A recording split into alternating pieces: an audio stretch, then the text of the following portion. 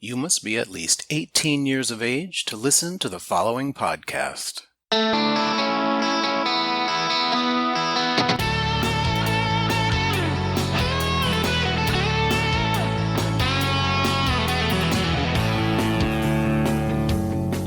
I am Robert Black, and you are listening to Sexual Heroes. My guest in this episode is Austin, a content producer with more than 85,000 Twitter followers. Austin has a mission to create what he describes as gentle porn, and sometimes he gets a little wet in the process. Hi, Austin. Thank you for being on Sexual Heroes today. Hi, Robert. It's my pleasure. Thank you so much for having me. A number of things caught my attention when I ran across your Twitter feed. But first, can you explain the Gray Merchant? Where does that come from? Full disclosure, I am a huge nerd. Among my interests is Magic the Gathering. When I first discovered the game, this card called Gray Merchant of Asphodel came out. And it was so weird and janky, and everyone thought it was awful, but I was committed to making a deck that would make that win as soon as it was played. And among my other interests, I was watching a live stream of a video game I liked, and I wanted to be cast on the television for it. But in order to do that, I needed to have a Twitter account. So I hastily created a Twitter account just so I could have my little blurb up on the TV. And so I whipped up a Twitter account, called it the Gray Merchant, because that was the first thing that came to mind. And then much later, my own platform kind of rose into sexuality. Got it. So it started out as a gamer account. Yeah. Okay. Well, the next thing that I noticed, aside from the fact that you're adorable, is you had this mission statement posted. You had it pinned to your Twitter profile. Can you tell us a little bit about the mission statement? And you talk about making gentle porn. What is that all about? Yeah, absolutely. I'll take you back to the beginning of 2020. I was having my own, quarter life crisis, just kind of feeling out what my life experience had been like for the past 25 years and understanding how I felt about that and what direction I'd like to go in the future. I realized I had a lot of work to do. So I went to Japan, lived there for 4 months, and I was committed to meditating, really focusing on my mental health. Part of my regimen for improving my mental health was this idea of the Buddhist principle of non-duality. So that is, if there were two sides of me, make them one. Right. So we like to say, oh, don't get on my bad side, or I have a good side and a bad side, but you wouldn't want to see me when I'm angry. Right. We have this idea of compartmentalizing ourselves based on the current circumstance. And so I wanted to kind of move away from that. And whenever there were two things, I wanted to make them into one. So that way I was just always being all of Austin all the time. With Twitter, that was something in the background. Being on OnlyFans kind of fell into my lap. My content was whizzing around Tumblr, free of charge by other people, until they closed the pearly gates, at which point I had the opportunity to kind of gain control of my content again. So I decided to use that Twitter as this pivot point as people were migrating from Tumblr. But I just kind of let it be its own thing. I would make content. I was really into piss, but it would come and go in waves. And I didn't really feel committed to it. Whenever I was on a date with someone, I felt like I needed to tell them about this Twitter account. But I always had a clause in my mouth. I was always ready, oh yeah, I do this, but I'm not really attached to it. It's going to go away any minute, I'm sure, right? Or, oh, I do this porn, but it's nothing really special. If you wanted me to stop it, I would, right? So I already had this qualifier in my mouth to make it more palatable to the people that I was seeing. Mm-hmm. So whenever I was doing my mental health checks, I was kind of taking a look at what about my Twitter platform makes me want to dissociate from it. Because here were two separate mentalities. And I thought, I didn't trust the community. I didn't trust them to actually want interesting, evocative content. I thought that all they wanted was someone hot doing something hot, and we could all just go home at the end of the day. But I realized that I was oversimplifying a really valid community with nuances and interests beyond the great equalizers that it often portrays. So I decided that my issue with Twitter is that that didn't feel like me. I'm not just a simple cam boy. I'm not something that can be digested so quickly. And I wanted to have my Twitter platform propagate that. And so I decided to make this mission statement saying, I'm aware of what this has been like, and this is what I would like to do in the future, is create porn that marries the idea of playfulness and joy with fetish, and to show sexuality in brilliant passion without being beholden to displaying power dynamics. That's one thing that that I just personally don't resonate with in the bedroom, is a power dynamic where someone's in charge and someone isn't in charge. Even if there's penetration involved, kind of moving away from using power dynamics to describe that or reinforce our sexual activity. This is so fascinating to me because I am your polar opposite. Power dynamics are an important part of my sexuality. And so it just really intrigues me to hear from someone who, that's not the case for. Is that basically your description of gentle porn, taking the dynamics out of it and the playfulness? And I feel like that's a really strong facet of it. I wouldn't say that it's all encompassing. I think that gentleness can be communicated in many ways, and I don't think that non-gentle porn is less than. I mean, I love crazy non-gentle porn and I'll watch it intermittently. I just find that the porn industry happens to be lacking in that from what I've found, and I feel like I have a proclivity for creating that kind of content. So between the two, I'd like to focus on that aspect of it. Mm-hmm. And based on one clip I saw recently you posted with Andy Williams. Yeah. When I saw it, I immediately thought to myself, oh, that's what he means by gentle porn. and your quote on the post was, this is exactly what I set out to create. And I totally saw the playfulness. I swear I've never seen two people look so connected in a porn scene. I mean, you two obviously were having a good time.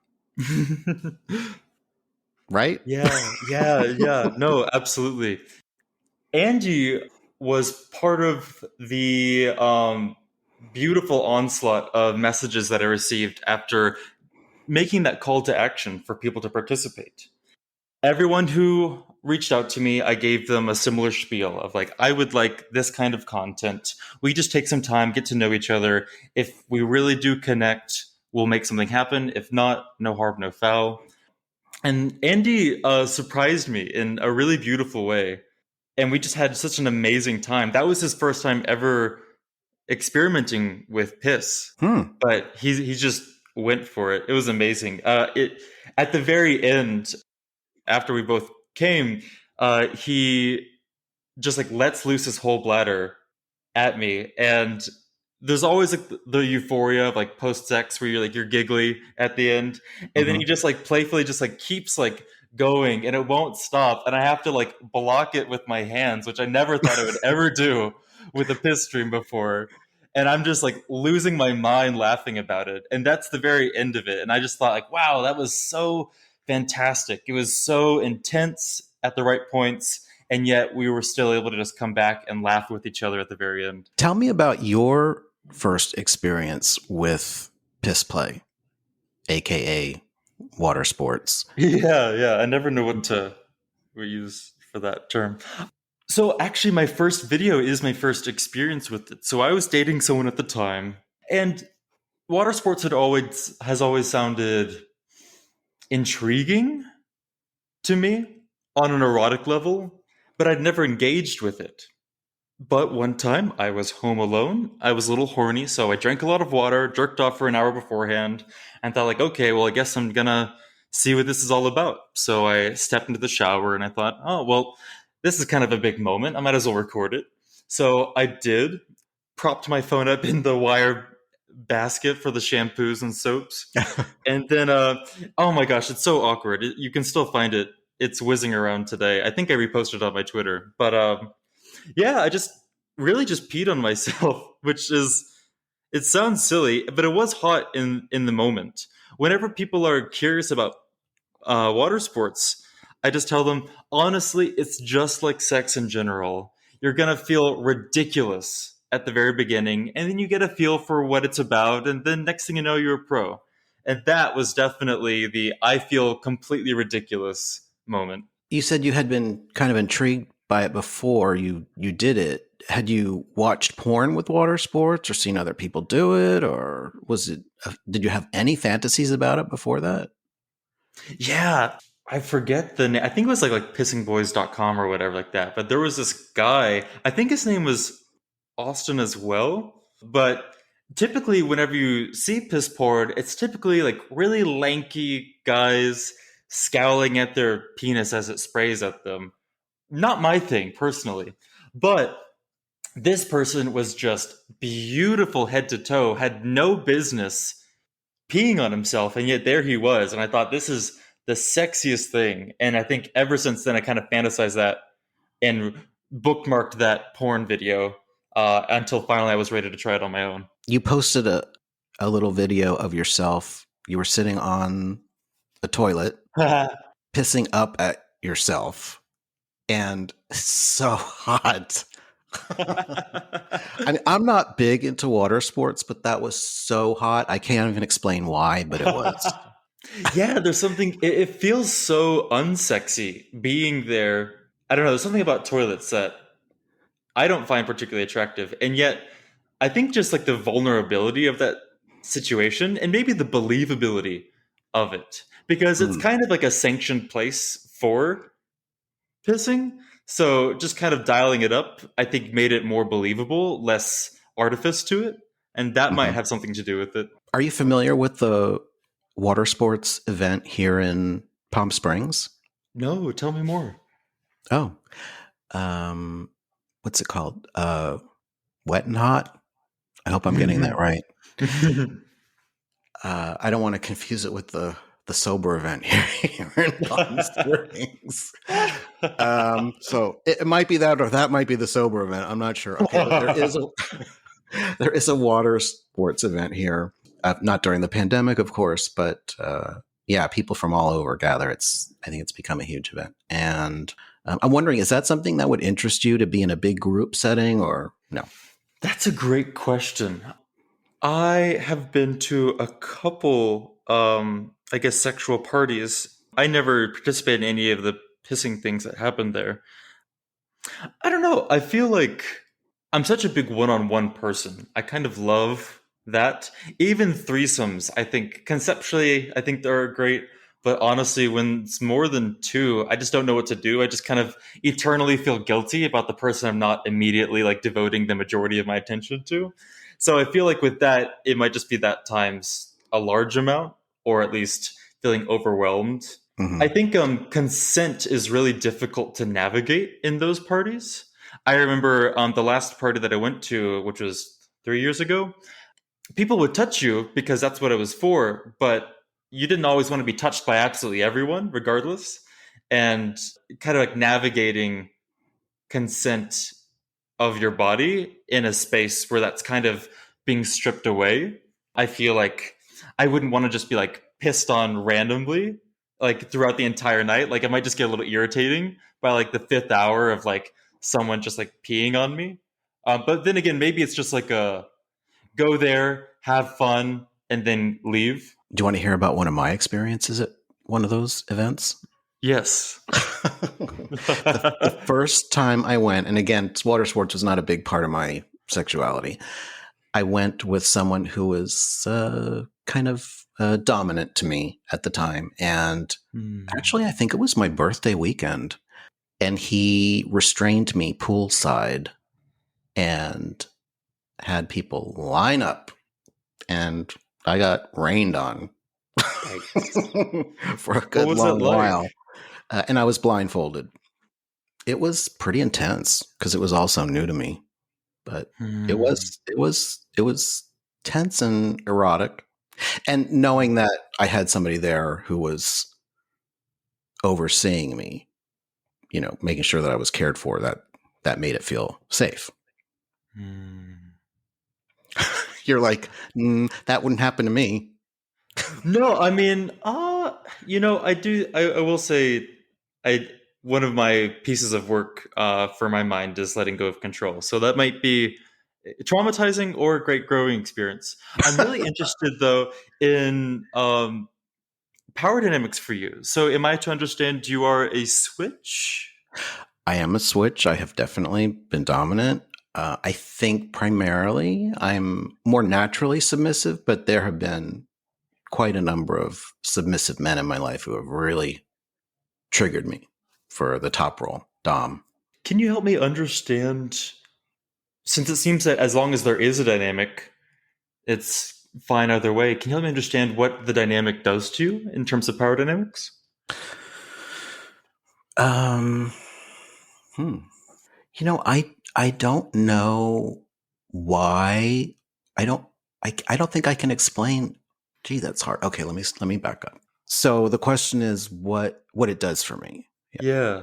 When I'm submissive and being directed, it's just it really there's a lot of freedom in that. You're just you're Mm, giving up control, and it just feels very freeing. You don't have to decide who's going to do what. Am I, mm, it's all decided for you. On the other side of the coin, when I take a dominant role, it's the total opposite. I get to feel powerful, and I love setting up a scene with a submissive and designing it to really. Mm, Although I'm the dominant, and you think, well, the dom wants to get serviced. Uh, Really, the trip in it for me is setting up a scene that I know is going to totally get to the bottom. mm. So, want an example? Yes, I'd love one. So, one very special bottom boy that I played with for quite a while, I set up a scene. I told him that I was going to rent a cheap motel room and that I was going to have him show up and he was going to basically be my hired escort Mm. and that I was going to expect a lap dance. I texted him, told him where I was, and he showed up and I was wearing a business suit and I sat down and he came very prepared. He had an extra set of headphones which he put on me.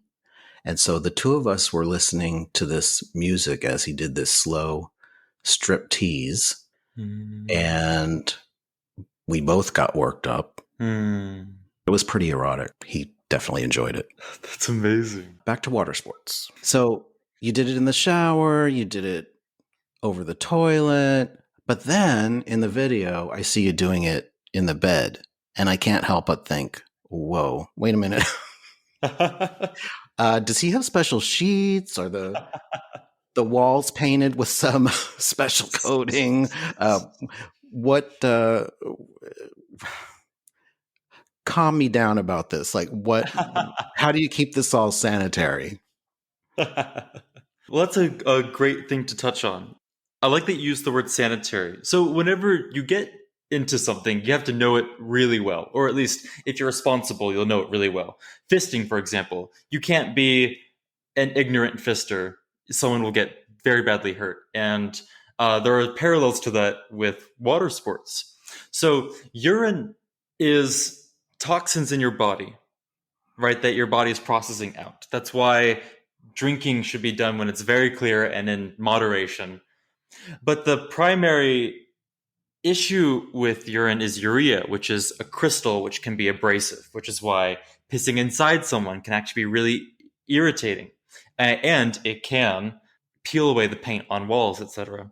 However, whenever it's really clear, it's about 99.3% water.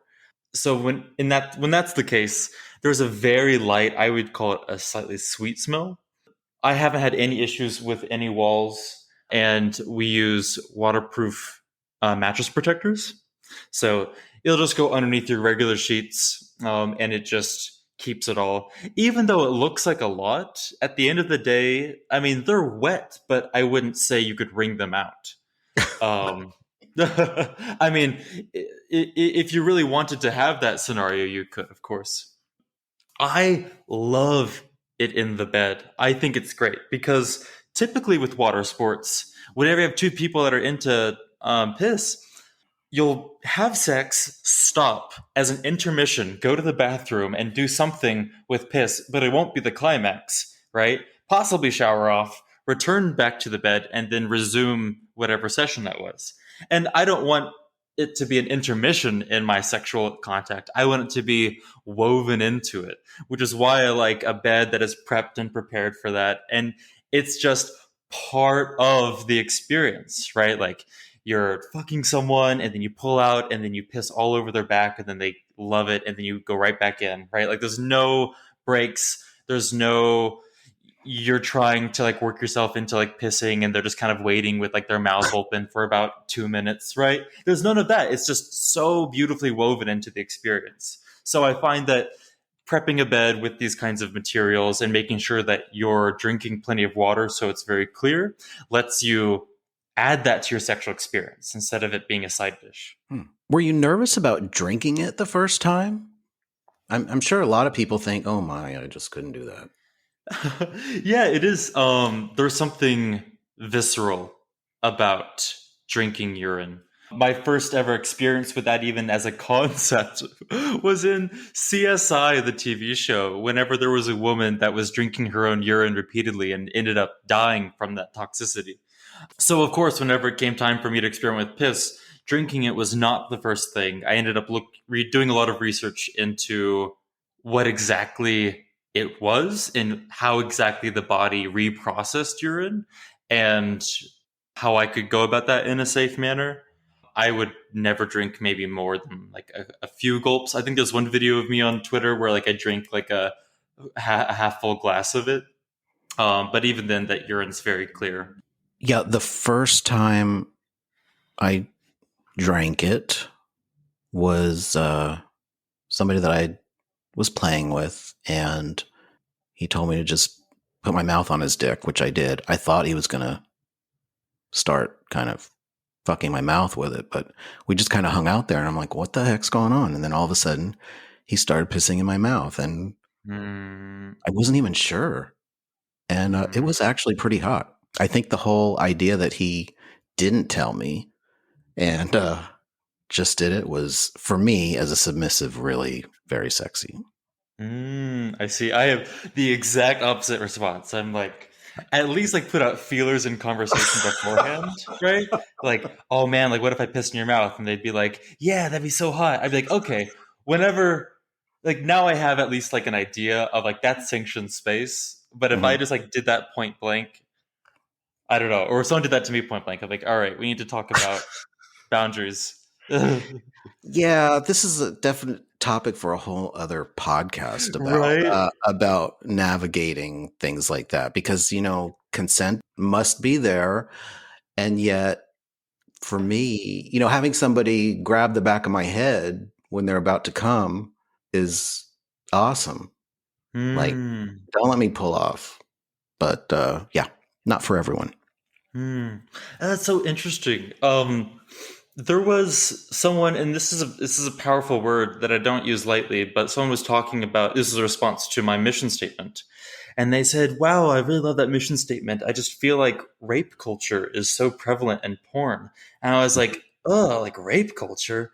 Like, I don't think that. And so, but that phrase was so powerful. That kept reverberating in my mind. And as I was looking at a lot of the pornography, I realized that that wasn't completely incorrect, that there is this kind of fetishization of a lack of consent, of a lack of intimacy, because it feels like a lot of the porn that people seem to gravitate towards, or at least the porn that's procured, tends to be these aggressive, if not emotionally distant tops and these near catatonic bottoms.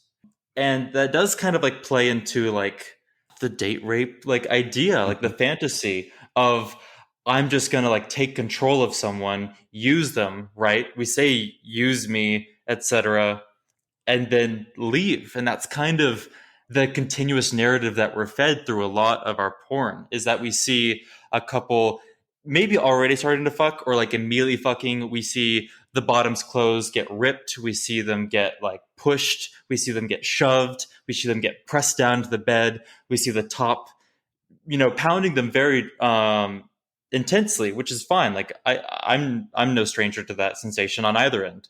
And then as soon as the top comes, that's kind of it. Cut to black. So I think that kind of propagates that idea of what sexuality should be like, and I Mhm. think that comes back around to what I'm wanting to at least provide an alternative expression of.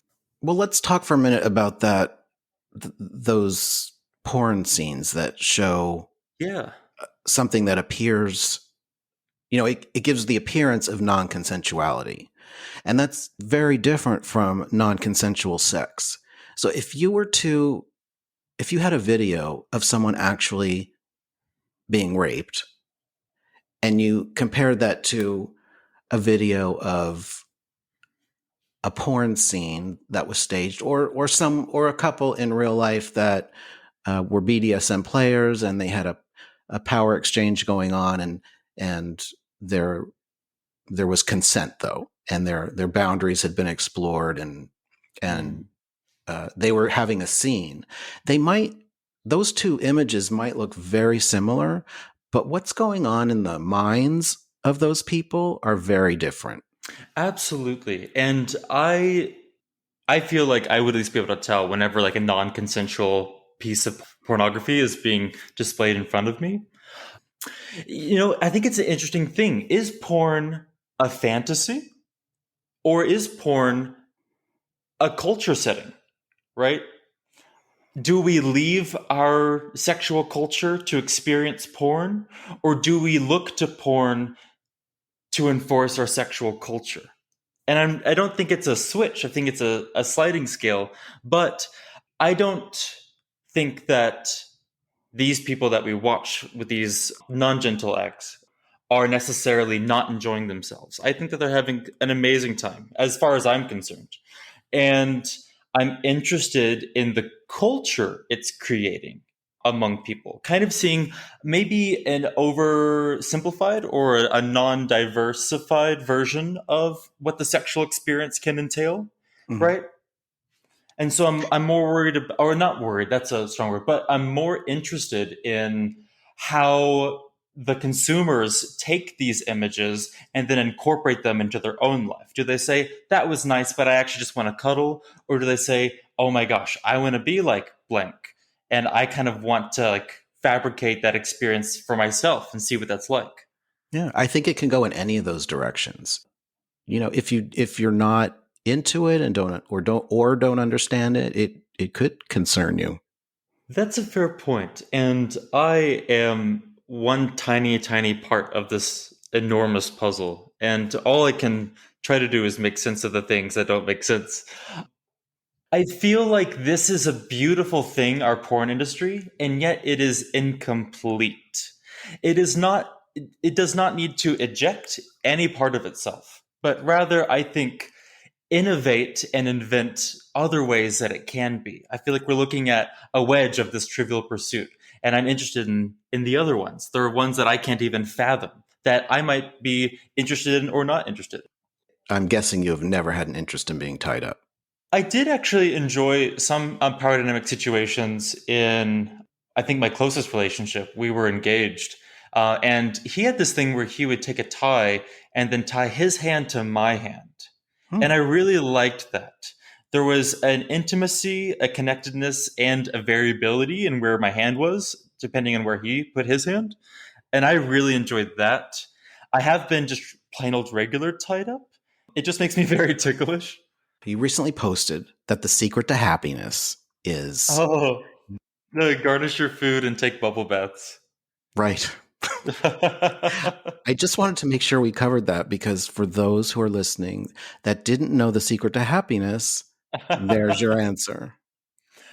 I love this little phrase of self-love is garnishing the food you made yourself, because we don't really give ourselves those extra moments, right? And I love it whenever I cook myself a dinner all by myself, all only for myself. I'm just about to like watch anime as I scarf it down, but then like sprinkle paprika on it and then slice the avocado in this beautiful fan and just kind of make it this beautiful thing for myself. And that feels rejuvenating whenever I experience that. And then of course I have a complicated relationship with baths, and I didn't like them at all until I just like dumped the entire like bubble bath thing, and I'm like, okay, I can make this happen. This is fine. So the bubble bath is a good self-care thing for you. Yeah, I think so. I think things that feel a little ridiculous, I think that's a really good divining rod for what you should be doing for yourself. As someone who takes themselves far too seriously, a bubble bath feels so trite and simple that I think engaging with that helps me remind myself that I'm not as big of a deal as I wish I was, and kind of brings me back to my roots of just laughing and feeling silly. What kind of future can we expect from you in OnlyFans and Just for Fans? Do you have a mission statement? Do you have sort of a business plan that tells you what direction you're going in and what kinds of other things you want to experiment with? Or is this just take it day by day? I would love, and this was my main pitch to people whenever they were asking me about what I wanted to create when I was doing that call to action. And I would love to kind of marry this podcast, ironically, like preface to porn. I recently worked with Travis Colton, if you know him. He was over here. We did our thing. He's a chef, though. We didn't get to create this, partially just because I don't think it would really be as great of an experience with that preface. But I would love to have someone across the table from me, and then we just eat something delicious and talk about our lives, our sexualities, kind of something similar to this. Just be very intimate with each other and laughing while like smooth jazz plays in the background because I'm a total jazz fiend. And then in the same take, it just transitions into making beautiful love. And I think it'd be really interesting being genuinely engaged in the preface of your porn, of them talking about their favorite meal, and you learn maybe this new way of cooking, or maybe they tell you about data structures, for all the nerds, right? And you actually get something to engage with as opposed to some artificial preface to it. And then just kind of watching the sexual tension between us build up and then finally culminate in an amazing sexual experience. So I'd like to create that. I like to continue finding people who really connect with me on a fantastic way, so that way we can create that kind of content together. Wow. It sounds progressive, like progressive porn. I love that. I look forward to seeing what you come up with. And I will post some links in the show notes so people can find you. And I encourage my listeners to check you out. You're really something special. Thank you very much for being on the show today. It was my genuine pleasure. Thank you so much for having me, Robert. For information with links about a guest appearing on Sexual Heroes, visit the show notes at sexualheroes.com or on your favorite podcast app. And while you're there, be sure to rate, review, and subscribe. You can follow and message me on Twitter at RobertBlackXXX and on Facebook at RealRobertBlack. Thanks for listening.